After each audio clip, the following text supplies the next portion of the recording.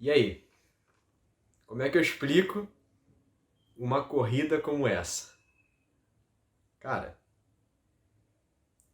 que coisa o Hamilton acabou de fazer? O que a gente acabou de presenciar?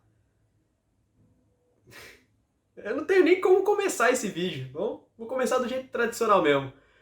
Fala pessoal, sejam bem-vindos ao Overtake F1 Brasil. Vamos falar hoje dos destaques positivos e negativos do Grande Prêmio do Brasil, que acabou de ter agora há pouco, terminou com uma vitória maravilhosa de Lewis Hamilton, talvez a maior atuação dele na carreira, falando de uma corrida, né, de forma única.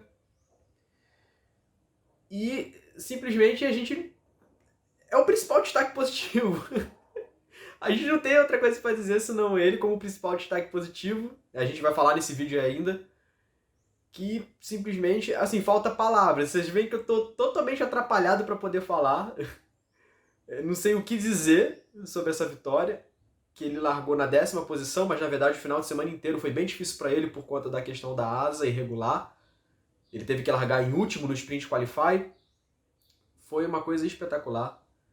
E podemos dizer também, é claro, que Interlagos nunca nos decepciona. Interlagos nunca nos decepciona, nunca nos decepcionou e eu acho que nunca vai nos decepcionar. Então vamos que vamos. Principal destaque positivo. Hamilton, com certeza, o principal destaque positivo dessa corrida. Para a gente poder falar dele, a gente tem que voltar lá no treino classificatório.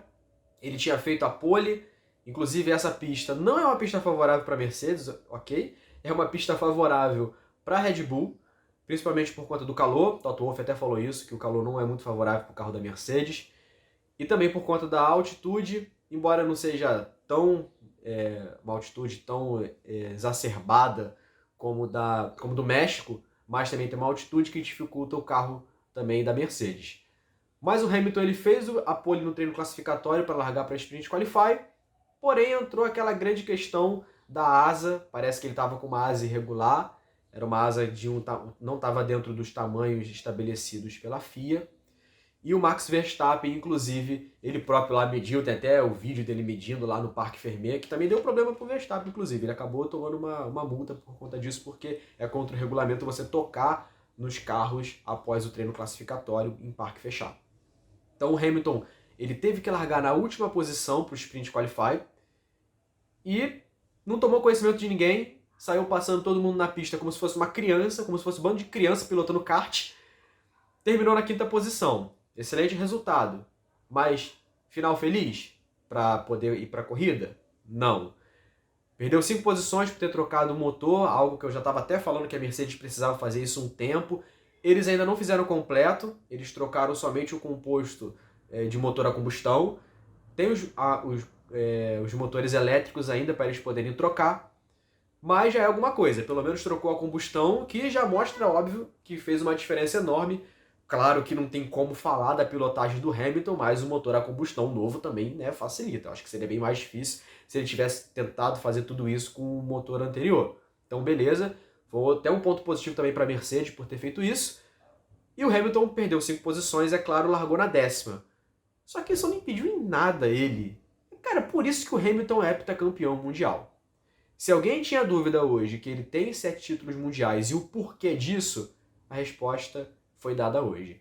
Ele largou em 10º, aproveitou de uma situação entre o Norris e o Sainz, ganhou posição, passou o Gasly, passou o Leclerc, passou o Pérez, passou o Bottas, claro, né, o companheiro de equipe, ficou atrás do Verstappen durante muito tempo, durante um bom tempo da corrida, até quando teve a questão da tentativa de undercut que não deu certo. A Red Bull soube marcar bem isso aí, então a Red Bull também merece até ser mencionada como um destaque positivo, porque ela estava ligada na jogada.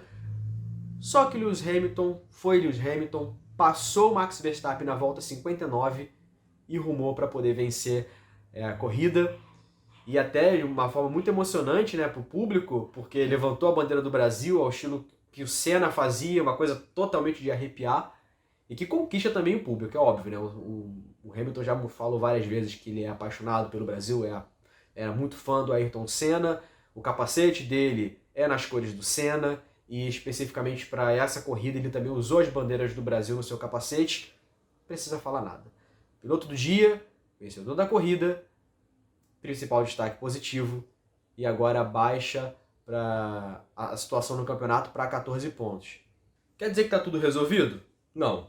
Ainda faltam 3 corridas, o Hamilton tem que remar bastante, mas isso, mais do que óbvio, coloca ele em ponto de bala para tentar passar o Verstappen no campeonato.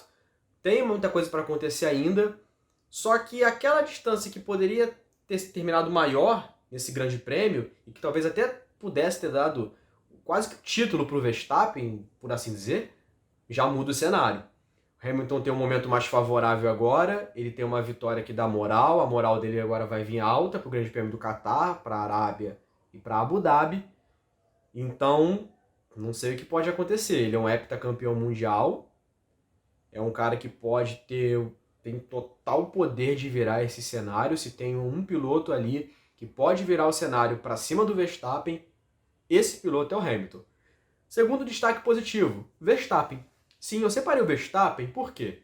Pela luta dele em tentar se manter na frente. Ele também foi muito famoso leão holandês, como a torcida fala dele, e a gente não pode também desmerecer isso. Na verdade, foi bem difícil fazer destaque positivo, sabe, pessoal? Depois do que o Hamilton fez na corrida, tudo que os outros pilotos fizeram, todos os outros destaques que os outros pilotos tiveram, fica pequeno perto do que o Hamilton fez. Porque foi mais do que só a corrida, foi o final de semana inteiro.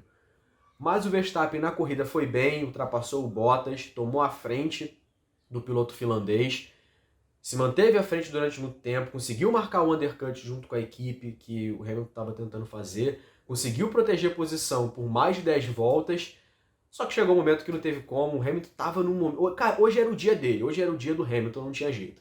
Mas o Verstappen, como falou na entrevista, deu o melhor de si, tentou se manter à frente, tentou abrir vantagem, mas não tinha jeito, teve que se contentar com o segundo lugar. Ainda assim é um grande destaque positivo, porque talvez ele poderia ter sentido a pressão logo de cara, ter sido ultrapassado, ter deixado ser ultrapassado, mas lutou bravamente como um leão e merece ser um segundo destaque positivo aqui dessa análise que a gente está fazendo. E vamos agora para os destaques negativos do Grande Prêmio do Brasil. Outros destaques estarão no nosso podcast, inclusive provavelmente já está disponível e está no link da descrição para vocês poderem acompanhar e ouvir a versão completa. Foram 4 destaques positivos e 3 negativos. 2 dos positivos estão somente lá e um negativo também deixei separadinho para lá. Mas para o nosso vídeo aqui, vamos ao primeiro negativo, que foi o Tsunoda. O Tsunoda reclamou, falou que o circuito de Interlagos ele não gostava no simulador. Na realidade, acho que a maioria dos pilotos gostam e eu vou até ranquear essa corrida futuramente aí para um episódio do podcast ou um vídeo. Tenho para mim que o GP do Brasil fatalmente está entre os 3 melhores, se não foi o melhor. Inclusive, comenta aí se vocês acham que o GP do Brasil foi a melhor corrida de todas até agora dessa temporada. Não podemos ser emocionados e falar que foi a melhor, embora o coração tá dizendo que foi. Mas vamos deixar isso aí mais para frente. Vamos falar do Tsunoda. Tsunoda, ele largou na 15ª posição. Foi isso, 15ª posição. Saiu no sprint em 12º, terminou em 15º, na sprint qualify. Largou em 15º na corrida, por lá ficou, teve toque, bateu, deixou a asa na pista, que até provocou um dos safety car. Então o Tsunoda ele não teve uma boa corrida, na verdade está sendo super carregado pelo Gasly. A diferença de ponto deles é muito grande e até no podcast eu falo sobre essa diferença de pontuação de Gasly e Tsunoda, falei várias vezes sobre isso. Tsunoda, infelizmente, é um destaque negativo para essa corrida do GP do Brasil. Foi na semana passada para o GP do México, mas havia sido por conta do azar que ele teve, porque ele largou bem e tal, tinha chance de brigar, tinha um carro competitivo, mas teve o azar de baterem nele. Já nesse final de semana, foi porque foi o final de semana por completo, ele poderia ao menos ter tentado pontuar, já que o Gasly terminou na 7ª posição, e ajuda a AlphaTauri a brigar contra a Alpine, mas o Tsunoda está sendo completamente carregado e tem contrato renovado para o ano que vem, mas se continuar com esses resultados vai começar a ter a corda no pescoço e tem a chance de perder vaga para algum outro piloto que venha das categorias de base da Red Bull. Segundo destaque negativo, aí já é um pouco diferente, pessoal, aí já envolve uma questão mais emocional, uma questão de está sendo um pouco sabotado pela equipe, que foi o Giovinazzi. Giovinazzi ficou em 14º no Sprint Qualify, em 14º na corrida, Kimi Raikkonen terminou em 12º lugar, Kimi Raikkonen é o piloto que vai aposentar e terminou à frente do Giovinazzi. Mas esse destaque negativo se dá mais por conta da situação que ele está passando na Alfa Romeo. Já foi dito que ele vai ser substituído, já vai ser anunciada a substituição dele. Inclusive lá na China o pessoal até colocou foto lá do Guanzu como piloto, primeiro piloto chinês a entrar na Fórmula 1. Bom, não sabemos ainda muito sobre essas informações, mas acredito que deva ser, porque o Guanzu leva um grande aporte financeiro para a equipe, em torno de 150 milhões. Então, realmente é uma pena para o Giovinazzi, era o único representante italiano na Fórmula 1, e ele passando por um momento difícil, ele reclamou no Grande Prêmio do México que a estratégia dele foi sabotada, ele chegou a estar em oitavo, chegou a andar bem. E pro Grande Prêmio do Brasil também não teve, foi totalmente apagado, não ficou nem à frente do Raikkonen. Ele que já esteve bem no começo do ano, depois do Grande Prêmio de Mônaco, teve uma chance de poder conseguir uma vaga, se manter na Alfa Romeo, mas está sendo completamente sabotado pela equipe, isso já foi até mostrado, muita gente está dizendo isso. E é uma pena o Giovinazzi ter terminado como um destaque negativo hoje. O resultado dele que mostra a situação que ele está se encontrando, poderia ter terminado ao menos à frente do Raikkonen, mas ao mesmo tempo que se coloca como destaque negativo, dá para se entender, dá para ter uma certa empatia com o piloto, e é uma pena, né? Ele está passando por uma situação como essa. Até o Bottas, né, tem uma situação também parecida com a Mercedes, mas nem se compara, né? Então, mais um destaque negativo. O terceiro destaque negativo fica pro podcast. Vai lá ouvir, clica lá no link da descrição, ouve, curte, comenta e compartilha esse vídeo, se inscreva no canal, segue nas nossas redes sociais, todo esse negócio aí que a gente já sabe que se faz sempre na internet. Bom, pessoal, vou ficando por aqui. Espero que vocês tenham gostado do vídeo. Comentem o que vocês acharam da vitória do Hamilton, se vocês gostaram, se vocês não gostaram, se vocês preferiam que o Max tivesse vencido. E agora o Grande Prêmio do Qatar é na semana que vem. 14 pontos separam o Lewis Hamilton de Max Verstappen e 11 pontos separam a Mercedes da Red Bull. A pista do Qatar é uma pista totalmente desconhecida, nunca foi corrida na história da Fórmula 1, nunca foi disputada, tá ali meio para tapar um calendário mesmo, para poder substituir a última corrida que era da Austrália, que ia ter, não teve. Então ela tá ali mais para tapar buraco. E também vamos ver o que vai acontecer, porque por ela ser desconhecida, até Ferrari e McLaren tem uma boa chance de poder vencer. Mas é isso. Nos vemos no Grande Prêmio do Qatar.